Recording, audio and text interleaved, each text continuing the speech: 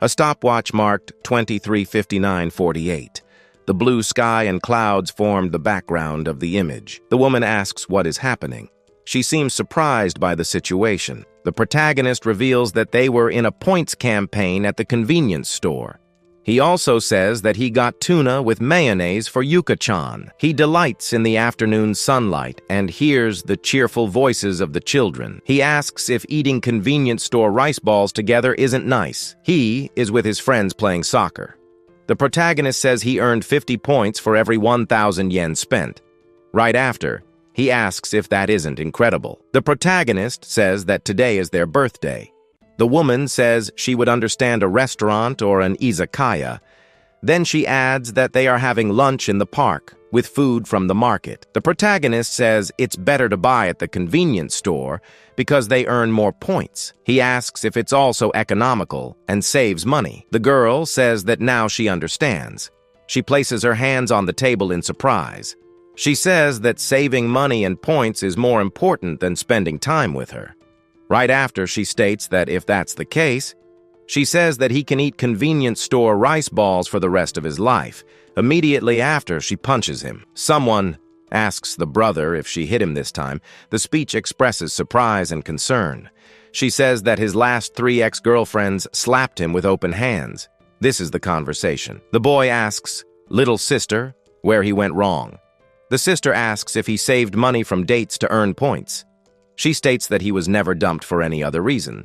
She says that girls think they are not worth it if money isn't spent on dates, and asks if he isn't worth the financial investment. The protagonist reflects that spending too much money on every date would never end, right? He says that with their parents deceased, they must survive together. Therefore, saving money every day is essential. The protagonist asks Kyoko to listen carefully because he has 2 dreams. Kyoko thinks this will happen again. The protagonist says that one of his goals is to send her to an art school, and the other is something unspecified, stating that he will live off points as a points nomad, and also says that if he saves enough points, he can use his income for tuition. He says he saves money from dates. He also makes his friends use his points card when they buy. Someone states that's why he gets dumped. The sister asks how many points he has. He responds that he has saved 8 million yen in points in 10 years.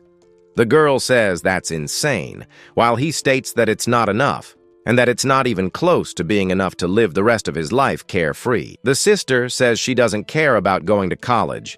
She asks him to use the money for himself, and she says she can draw as much as she wants as a hobby. A digital timer marks 15:04:06. He asks if there is a point card. Someone responds yes and hands over the card. An attendant hands something to him. Both are inside a store. He thinks about the company's point service.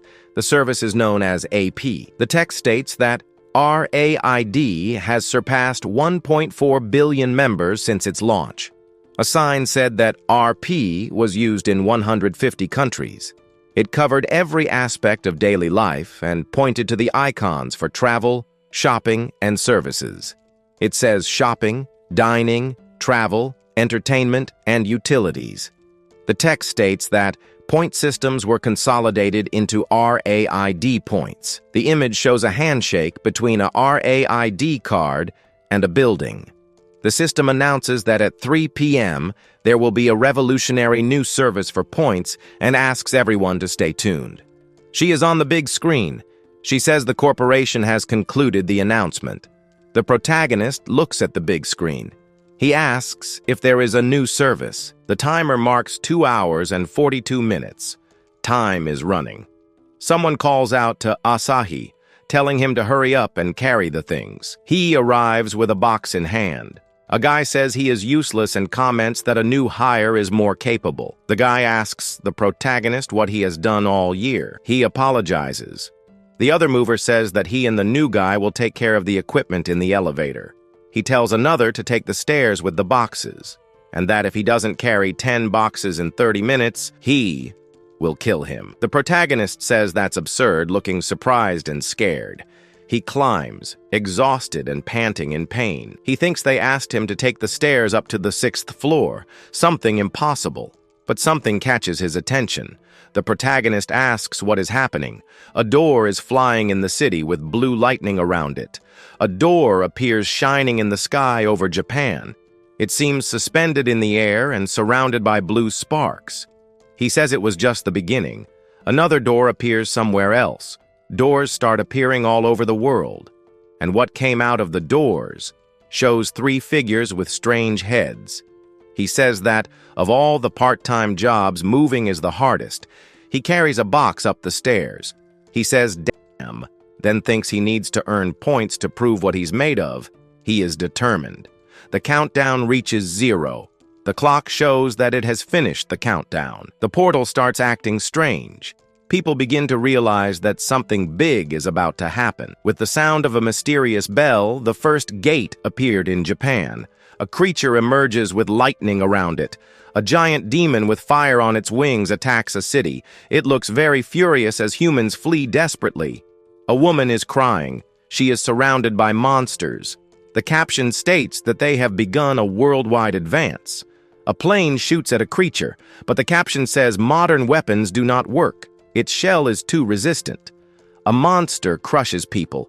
It is said that humanity was powerless against those creatures. The protagonist flees with a terrified expression. He tries to escape from nearby debris. He says that monsters came out of a glowing gate. Then he asks what is happening. The demon attacks with force. It tries to strike the protagonist. The protagonist screams with a terrified expression. He is running desperately to escape. The enormous demon appears behind the protagonist. He runs with a terrified expression. He notices something ahead of him. He sees that there is a mother and daughter ahead. The woman has a stone over her. The mother has an injured leg. Both are visibly in shock. He says that normally anyone would run away. Even he still has many things he wants to do in life. He thinks, but, and widens his eyes. He says he has two beliefs and runs to shield the girl and woman. He thinks that one must never abandon someone in need. He says that mothers must always be valued, even if they are not one's own. The demon stares at him with glowing eyes, while the protagonist stands with his back turned, facing the demon. He says, honestly, right after, he questions how it happened. He wonders if he should escape the situation while the mother and the child appear frightened. The screen says, System Reboot. The action of restarting a system is confirmed. It then announces RAID Functionality Expansion. Next, it informs that the Functionality Expansion Protocol is active. The system makes an important announcement to all members of the NWO Corporation. It seeks to inform everyone at once. She says that since the Foundation, they foresaw the situation. A man watches her and shows a photo on the phone and talks about a new system they are preparing. She is informed that her points will be converted into combat power. She reacts with surprise. The protagonist expresses surprise and questions the combat power. The demon advances to attack. He tries to punch the protagonist with force. He says that the points have been converted into combat power. He asks what he should do with it. The system informs that the message is from the NWD Corporation. It continues by saying that it is an important announcement for all members. She asks if anyone has the points card with them. Her gaze is hopeful, and her hands are clasped together.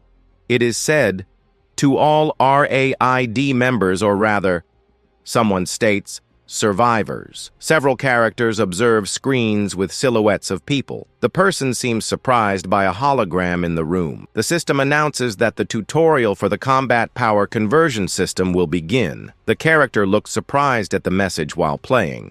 She says that the points she has will be used. These points can improve her attributes or acquire weapons, and explains that the stats are divided into 6 categories, and that the player can improve whatever they prefer. Finally, she says to create their favorite combat style. She observes that each category has a maximum limit of 100, and that it costs 10,000 rupiah to increase by 1 meter.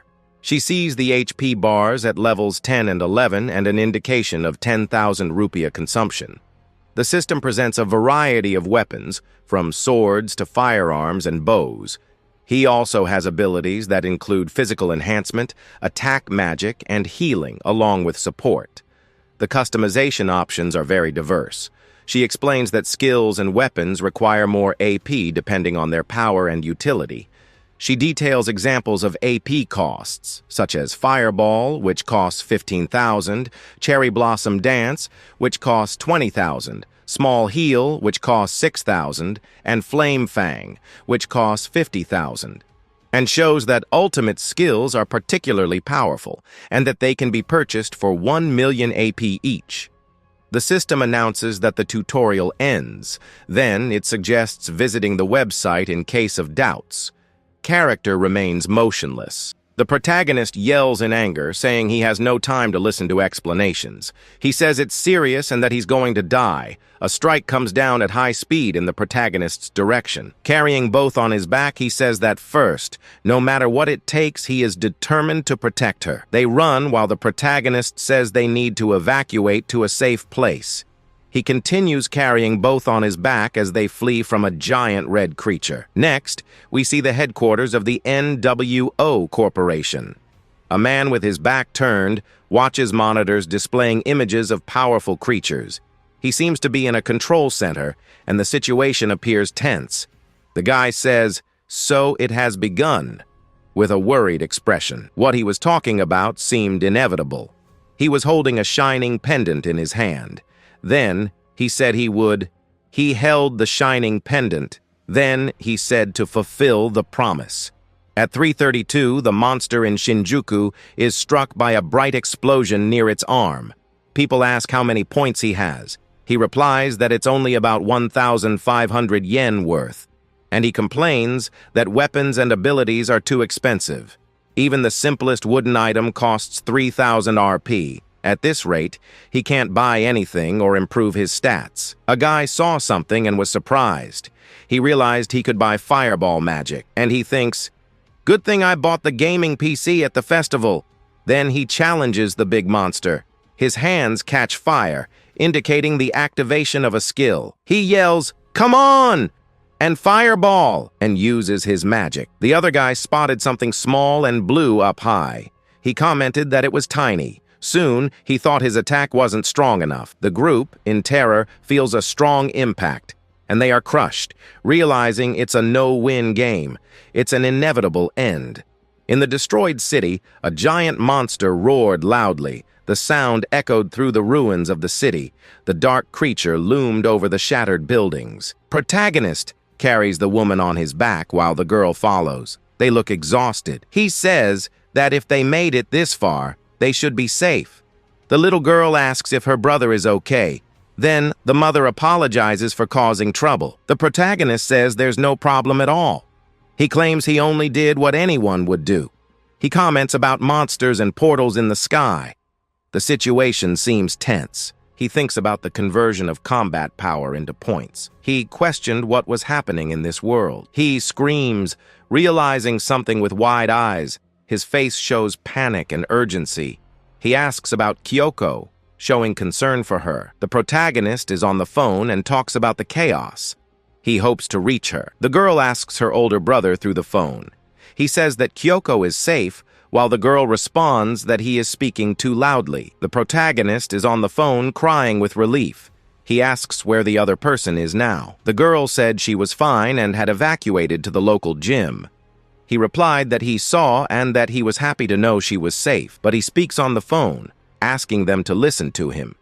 He orders them not to move until it is over. The girl asks her older brother if he is okay, and if he risked his life to help others again. He feels uncomfortable on the phone and tells his sister not to leave there until he arrives. He checks on his phone for confirmation that Kyoko is safe. Then he thinks that he needs to take mother and daughter to safety now. The voice asked if he desired power. The character was surprised by the question. He hears the mysterious voice and asks where it is coming from. Soon, the voice responds, "Here, here." The protagonist is startled and questions whether that came from his wallet. He takes a black card from his wallet. The voice from the card asks if the protagonist desires power. The voice insists, calling him an idiot. He gets startled. He asks if the points card is talking. The card claims it always meant to say, honky moving. The card asks if he is Asahi Sota. He asks to be called Ivy and says he will be his partner, taking care of his battles and point-related needs. The protagonist says a talking card is scary, but the card retorts that it has the right to self-awareness and speech, and that cards also deserve rights. It finally says that it's better to use the points to improve stats or acquire skills. It continues the sentence with an implicit threat. A giant monster appears, threatening the protagonist, stating that he and his family will die. Child calls for mother, then says they are scared. The protagonist exclaims in surprise. An irritated voice asks what he is going to do and urges him to hurry up and decide. The voice states that with 8.46 million rupiah, he can save the entire city. Sota tells it not to make it sound so easy. He seems stressed. He remembers that those were the points, as the woman hands him the card. After some time in the same place, he says he has been saving up for 10 years. Sota visits RAID point partner stores come rain or shine. Moreover, he offers his card when his friends are shopping. He answered countless surveys from unknown companies just to earn points, and played mobile games non-stop. Then he ordered to dodge and advance. That was the crystallization of blood, sweat, and tears.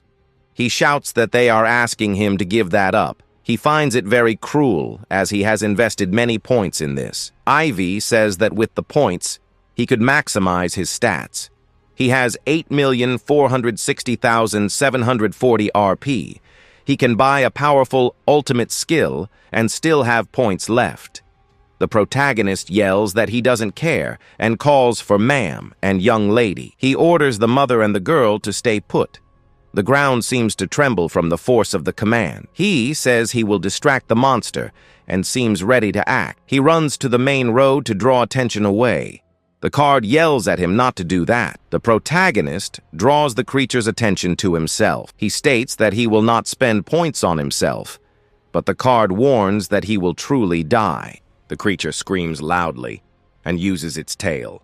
The protagonist is shocked and scared. He is hit in the chest and blood gushes out, with the card screaming for Sota. Hit in the chest and bleeding. Scared, child calls for the protagonist, and the mother hugs her. The creature leaves the protagonist almost dead on the ground. Sota screams in pain on the ground, badly hurt and bleeding. He tries to take a deep breath, but someone tells him to be quiet and calm down. He sees his hand bleeding and thinks that this may really be his end, and feels that his internal organs are completely destroyed, and that he can see death taking shape and approaching.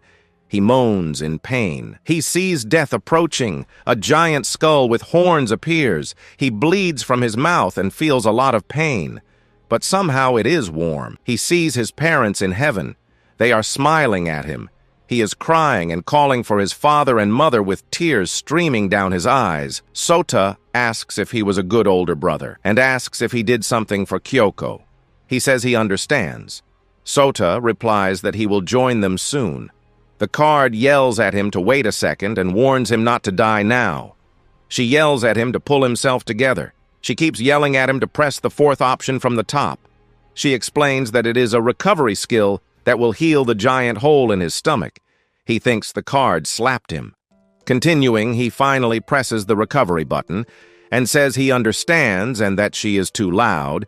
He complains that he is almost dying and asks her to stop yelling. And then a purchase complete message appears, thanking him for the transaction and informing him that the use should already be recorded in his brain. Sota activates the skill. He is injured and bleeding. He asks if it will really heal him. He uses the skill Super Recovery and exclaims in surprise that buying the skill allows him to use it instinctively and feels life flowing back into him, saying that he was on the verge of death and it seems like a lie. It's as if everything was a mistake. Sota realizes that the hole in his stomach has completely healed. He says it's amazing and that he doesn't feel any pain. He continues in surprise, asking for a second to process what he sees. He expresses complete disbelief at the situation. The card laughs while Sota cries when he sees the purchase history. He realizes that he spent 30,000 rupiah on super recovery. He cries and yells at the card. He accuses it of wasting its points when it was almost dead. The card complains to Sota not to pull it so hard. Meanwhile, the card yells that by taking too long, both mother and daughter will be eaten. The card yells to hurry up and use the points to improve stats or get skills. Sota, frightened, hears the card tell him to hurry up and use the points to improve.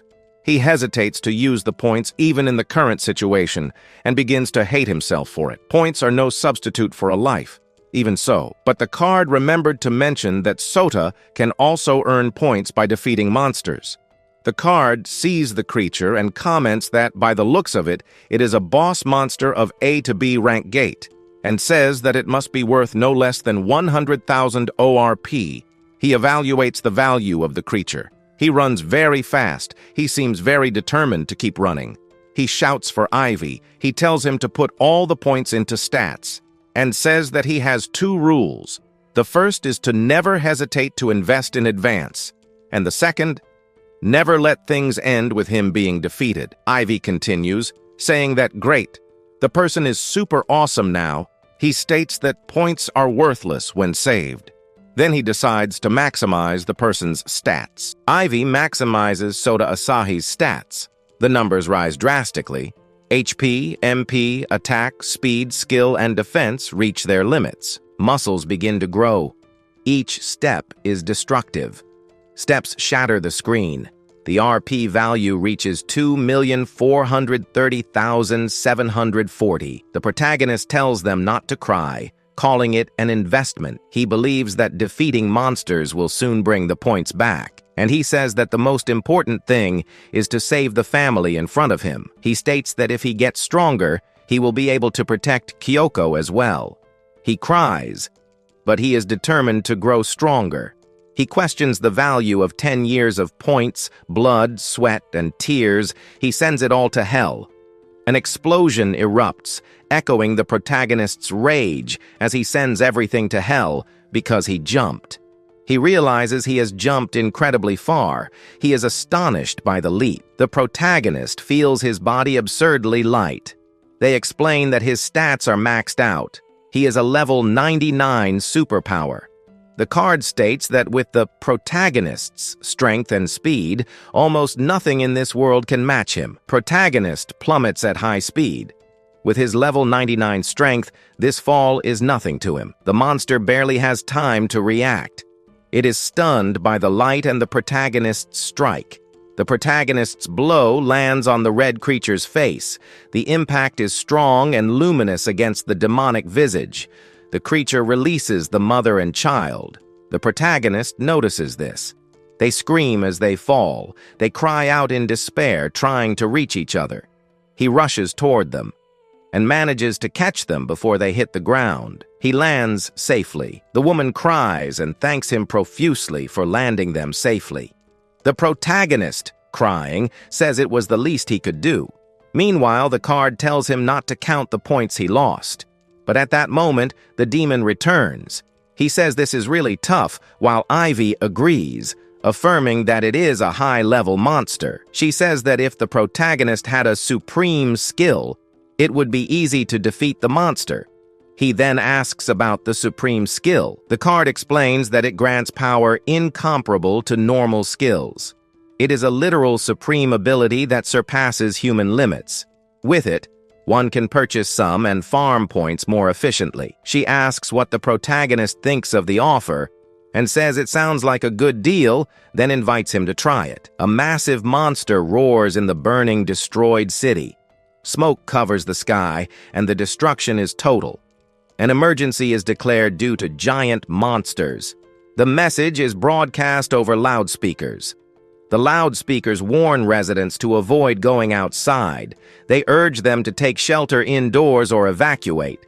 A father and his children hold each other in fear. The situation is uncontrolled. They urge people not to leave their homes under any circumstances. The protagonist speaks of a certain supreme skill and questions whether she can really be trusted upon seeing the destruction. Ivy says it will cost 1 million rupiah. He exclaims that it's expensive. The system displays 2,430,740 rupiah. Then he screams in frustration and decides to buy a skill quickly. He says there's no time to choose and asks them to pick something good for him. The card analyzes Entelle's status and says that this skill might be good. Entelle says that if it's strong, it doesn't matter what it is and orders to buy it. The purchase was made, spending 1 million rupiah and leaving 1,430,740 rupiah remaining.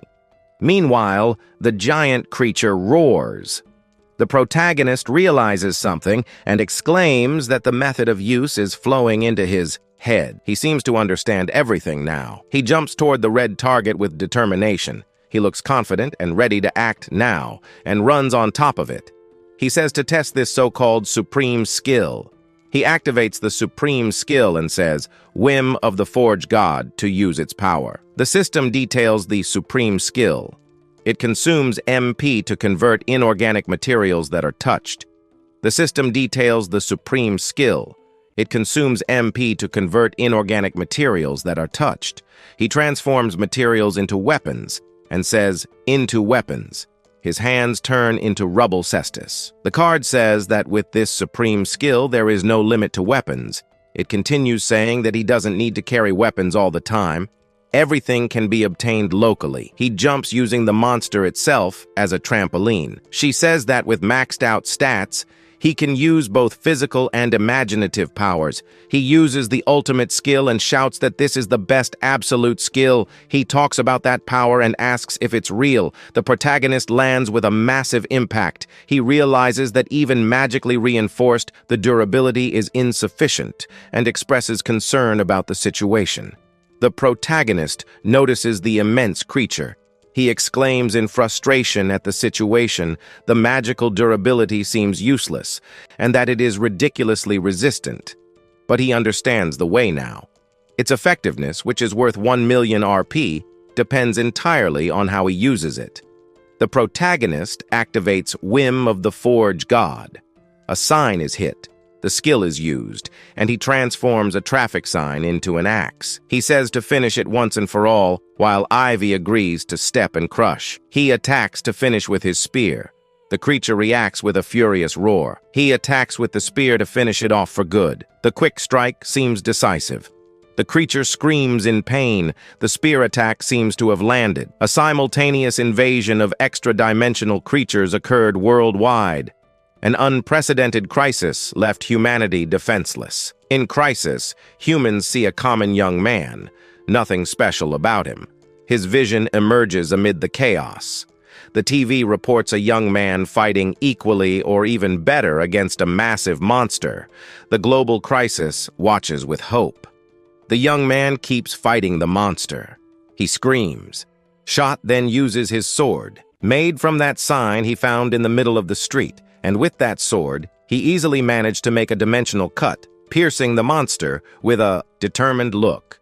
He realizes that now it's all over. Then, Shot turns around and sees only the damage, the entire city destroyed, but the monster he managed to defeat. Minutes later, the system appears, celebrating having managed to defeat the monster, and for that, he won. And for that, he won 130,000 rupiah. However, after all this, he realizes that now he is a little lighter, and he also doesn't feel very tired, thanking the incredible support of the wallet. Still thinking about what he should do, he remembers that family. So he runs and wonders if, by chance, they were okay. The girl answers that she was completely fine as soon as she approached.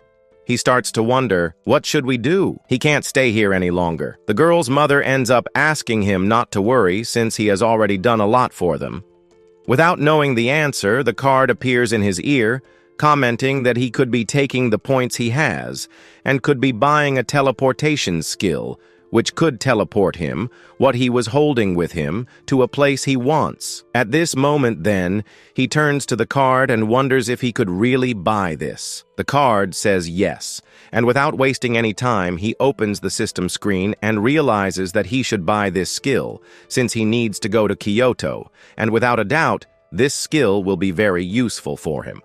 So our protagonist starts to spend 500,000 RP.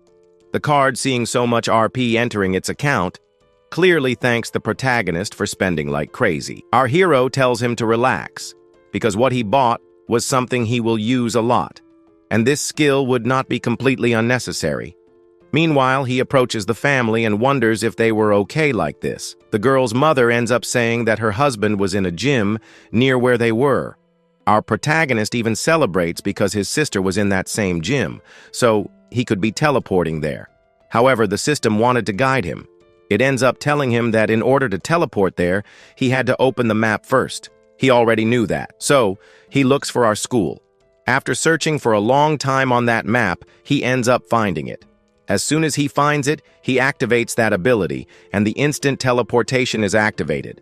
As soon as he finds it, he opens his eyes, and at that moment, an aura ends up appearing, leaving our protagonist surprised with this new ability, and his body seemed to disappear. Minutes later, he is sent to the gym. Inside the gym, he now celebrates with this new ability that he has. That was incredible. Now with this ability, he will never be late for any type of work. But at the moment that he appears there, people get scared. At that moment, even his wallet appears saying that he was an idiot for showing up there in the middle of nowhere. He apologizes. However, someone appears, calling for that thing. This was the husband of that girl's mother. So they approach and hug. After that, he turns around and cries, "Thanks our protagonist for having basically saved his family's life." So our protagonist doesn't even react at all. He doesn't believe in the good deed he did, but he hears his sister's voice calling for him. Seeing her, the protagonist calls for Yoko and then approaches and ends up saying that it took a long time, but he arrived. But he hugs her a little tighter. However, now she starts showing a cell phone and shows some important things, that a certain hero appeared and that this hero fought some monsters and won. After a while, he explains everything that happened. She understands that, little by little, he starts to collect points. And with these points, he could be gaining skills with it. Before the fight started, she even thought it was, I don't know, someone else. But anyway, she ends up appearing with some clothes and then asked him to change them. He thanks her, but before he can get those clothes, he feels a huge pressure and wonders what was going on. Then outside that school, we see two guards standing still and shaking with fear. They look up and end up wondering what brought them to this situation where they find themselves. They end up facing several giant monsters. These giant monsters here, for sure, will be breaking this shelter, and this shelter, it won't last for long. Now at the CEO corporation, we find it, calling the AI. It then appears and asks, "How is the situation going?" It reveals that all this event has already happened about 3 hours since the disappearance of the portals in this world. And because of that, monsters appeared and the damage happened. But at this moment, these people who found themselves in the middle of all this chaos, some of them were lucky. These people ended up awakening powers, and these powers go far beyond human comprehension, and the CEO then celebrates. Then he is happy to see that everyone liked the gift he gave everyone, for sure. All this destruction that happened will lead this world to brutal growth. Then, it is revealed to us who Regime is, the owner of all this that happened in this world. But now, the scene returns to the group of those two guards who are still looking at these gigantic monsters, and inside the shelter, we can now see our protagonist scared and starting to wonder if it was a monster again, and then we see the mother crying while hugging her son. Meanwhile, outside, the guards think that even if they did everything, they wouldn't be able to evacuate everyone, and now everything seems to be over. The monsters slowly advance towards them. However, the guards end up being interrupted by some other people who were in the shelter. They used some points, and with these points, they ended up gaining some skills, and with these skills, they will be able to survive all of this, clearly leaving the guards completely happy. Now, for sure, they will be surviving all of this. Meanwhile, we then observe their malice. They basically reveal themselves as someone who was looking for happiness, and they end up finding a certain place that was interesting. They also thank the corporation for basically having left so many points for them. As soon as they defeat these monsters, they will make this place where they are their fortress. All the people inside will be kneeling before them. Their orders will be completely followed. And so, he orders the people who are here to clean up, destroy all of these monsters. The next moment then, all of the people start running towards the monsters that are in front of them. The monsters were very large. Meanwhile, inside the secure base, we observe the damage happening. The people who were fighting outside couldn't hold off the monsters very well, because one of these monsters managed to break the roof, which ended up allowing them to see what was happening inside. The protagonist's sister only thinks of one thing, that now they need to run. But before that, she turns to her brother and asks if he's okay. Then, looking at him, she realizes that he was kind of getting ready for something. Only now he ends up saying that it was his turn to act. Meanwhile, the card appears and says that there's no need to worry. The protagonist's sister, he will do her the favor of protecting her. But when he speaks there, she is surprised to see that the card was talking. But the monster that found the humans who were trapped inside the place becomes more curious. So he uses his claw to open everything, and at that moment, by doing so, he ended up opening a crack in the ceiling, which ended up allowing some debris to fall on top of them. But before he can basically fall on top of them, our protagonist activates one of his ultimate abilities. And now, he activates the skill's quirk, and at this moment, he manages to hold on for a bit, but in the meantime, the scene cuts to another location and we meet those adventurers who ventured there a little earlier, in an attempt to face the dead. But looking forward now, he doesn't. He believes. What he saw was impossible. Those strong comrades of his had been completely devoured and killed by those monsters, and now he was the only one left alive. In this situation, he wonders what he could do. Until then, he hears a noise coming from there, inside that shelter. And at that point, he turns to see what was happening, until he sees our protagonist, who is now holding a slightly more powerful sledgehammer. From afar, we see our protagonist screaming. Then he picks up that sledgehammer he had and hits the monster. With just one blow, he manages to kill it. But in the meantime, we see that adventurer from before, surprised by our hero's skill and strength. But our protagonist from there, he jumps to the ground, near this guy who was over here. Now, close to him, he ends up being kind of surprised to see that our protagonist has changed a lot. To see that he was no longer like that guy who was working part-time. So, he responds that a lot of things have happened, but now he doesn't have time to talk to this guy. He says that there were 3 monsters in front of him, and there were only 3 left to finish them off. However, this guy says that all his people did everything they could, but in the end, they didn't get anything. And now, he no longer believes that he can't deal with these monsters anymore. Staying here would mean death, and also, if he moved forward, he would only end up becoming a meal for these monsters. On the other hand, our protagonist crouches down and says that this guy hasn't changed at all. So he just asks this guy to stay back and not get in his way. And after saying something like that, he jumps up, leaving the guy completely surprised. He doesn't believe it. He's really going to go forward. Then, from above, we see our protagonist staring at one of the 3 monsters. Up high now, he starts to think that he's been thinking about this for a long time, about how he's turning rubber into bullets to take down those bullies. Or in the end, transform a blackboard into a weapon to knock out teachers he hated in class, or transform a branch into an extremely powerful sword. And in the end, he got his answer. He was now able to do what he had wanted so much since childhood. At this moment, he picks up what he was holding and puts an aura on it. After that, he advances towards the beast, and with a few small movements, he managed to kill this monster with a few blows. This didn't even last 30 minutes. He managed to take down everything on his own. Now it was his turn, and so he advances, destroying the first monster. But another one appears. This one, which looked more like Godzilla, activates a damper, and that damper goes towards the protagonist. At this moment, he was happy because now was the time to test what he had wanted so much to do since he was a child. So, at this moment, he activates the whim of the forge. After activating this ability, the forge begins to forge something that our protagonist wanted. It's like a cannon. After placing the cannon in his hand, he aims it at the monster. After that, he fires a blow. At this point, Godzilla's muffled attack ends up being interrupted by our hero's bullet. However, to defeat the boss in one go, he screams loudly, and after that, we only see our hero's power advancing and causing a gigantic explosion. We see it from a long distance, but after everything that happened, the scene then goes back to him. He then approaches that guy and gives him a job, but at this point, he ends up saying that he can now survive with his power.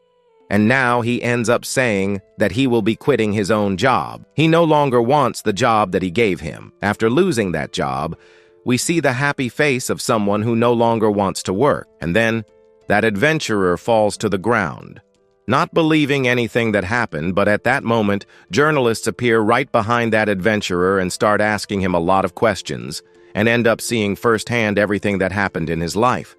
And he wanted to know about these things, something that will give him a very good reputation. And then, we see there, the journalist commenting that now on the internet, the protagonist was considered the hero of the whole world. So, the journalist starts to wonder what he did to get these special abilities, but he tells him to shut up. However, while all this is happening, we see the protagonist's sister approaching from behind. But now, looking at the protagonist's sister realizes that now he has changed. Now it seems that he is no longer of this world. He has become something completely different from her. But the most important thing for her is whether the protagonist will really leave them, since that black card says that he won't. She didn't need to worry so much about that, since that one, he wouldn't be going anywhere. And also, that boy, for her, really became strong. So, summarizing the mind a little more there, he just asks her to relax. But here, time passes. A month later, we see the newspaper there, commenting that it's been a month, that crisis has already appeared in the world. The government didn't manage to prevent it very well, but some things appeared to prevent all of this from continuing. Since now, here in the world, heroes appeared. They are basically risking their lives to protect the weakest. That's how they managed to survive all this chaos. And so with only those heroes, they also managed to make the weakest, the common people, evacuate. And in the end, the governments also decided to create something called hero associations. And there they basically won, something called ranking. Each ranking will give you a good position, which is also good in the end. It will give you the chance to defeat monsters. Defeating very strong monsters would also give you very good rewards after doing such a feat. However, in the end, we see the protagonist's sister. In the end, she didn't awaken a single skill. However, those who awaken skills are on missions every day, and his brother is working very hard every day. He left a letter behind saying he was training. In another place, we see the protagonist training on a machine. He punched it with the aim of destroying it, with his fist and full strength. And yet in the end, with just one punch, he ends up punching that mannequin, gaining some strength points in it. But by doing so, he ends up gaining 20,000 RP. After a good amount of training, we now see that he can fight even better now in fights. But on the other hand, we see the card saying that fighting or training was too slow. There's no reason to buy skills. And to that, he responds that it would be a waste of RP. Training and learning defensively was much more effective. After he got a little stronger, only the magnitude didn't change, not even a little. And all this happened. Behind then, we see someone sending a message. But now, back to the protagonist, who here comments that in these last days, he ended up hunting 23 monsters due to the nature of the whim of the gods of the forge. Imagining weapons during training is very crucial, but real combat is still much better. Also, the best way to get good weapons. And that said, even after hunting 23 monsters, he didn't recover, not even the beginning of the RP that he spent on this card. While all this was happening, the card goes to the cell phone and realizes that on the cell phone, a warning appeared that monsters are appearing in the middle of the city. Then, realizing that something is happening, the scene changes to the city center. Meanwhile, observing inside the store, this girl buying clothes, she comments that a portal appeared nearby. The saleswoman tells her not to worry about it because no monsters would appear there. But then the scene cuts to another location. Goblins are attacking certain people. These certain people had no way to escape. One of them unfortunately died, and everything continues, with the system telling the people who survived to go to a safe place, which was nearby. Meanwhile, we see a goblin being mean to a girl, but before he can do anything, an adventurer appears. And after this adventurer appears, he punches this goblin in the face. After delivering this punch, he makes this goblin be thrown back a little. After taking down one of these goblins, he realizes that this monster was very weak. He wonders if there isn't another strong monster. By then, the girl realizes who this guy is. He was a pretty high ranking, but right next door, that girl who was in love with him was the protagonist's ex-girlfriend. However, he isn't satisfied with taking down a few goblins, so he keeps taking down others, and so on, taking down others. Meanwhile, this hunter's ex continues to praise this guy. So after taking down a few goblins, he wonders if there aren't other stronger monsters. Until then, one appears. After appearing, he punches this adventurer in the face. After landing a punch right in his face, he is thrown back. After being thrown back, he is knocked down. Let's say the king of the goblins appears in front of the girl, and here he is introduced as a C-rank monster. The girl, unable to defend herself, ends up being grabbed by this monster and ends up being licked by it in the end. While she was in this terrible situation, she simply wondered if there was someone who could save her. But the scene changes to another location, and we find the protagonist screaming. Minutes later, he lands a direct hit on that monster. And, after doing so, he asks the young lady to stay behind. She does. Meanwhile, we see the protagonist moving quickly there with that thing he created from the system. After moving forward for a while, he ends up letting go of it, and then apologizes for the vegetables he left in that cart. After letting it go a little forward, an explosion occurs, blowing up the monsters. But there was still a monster behind, which tried to get him from behind. So, he activates that creation ability, making the bread that was in his hand turn into a sword.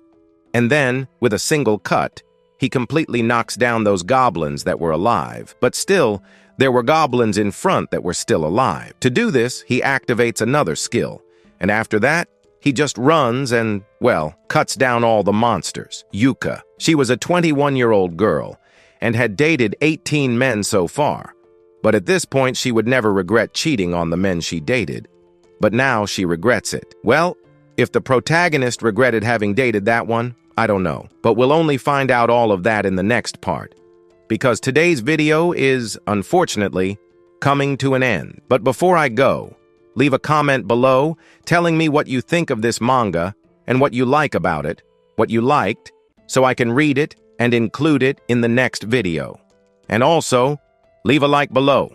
I think I'm going to go with that now. Maybe I'll see you around now, or in the next part.